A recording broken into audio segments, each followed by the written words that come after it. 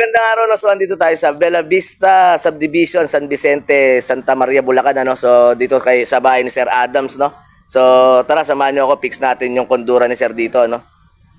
So kondura, no, kondura two-door.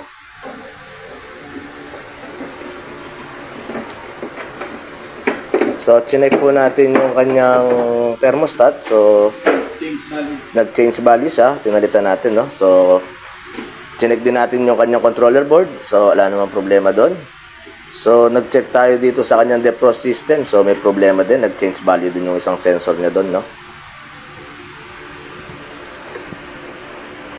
Dali na naman natin si Kondura ngayong araw na to, no. So Kondura two-door inverter po, ano, dito sa Santa Maria, Bulacan, ano. So kasama natin si Teacher Skiel, kasama natin si Helper Tech, si Algie Paldo. So sandun niya po pala si Sir Adam. Ayan. So dito tayo sa Santa Maria, Bulacan. Dan tayo dito. Ang problema po nito ay defrost system niya, no? So dan po tayo rito. Maraming salamat.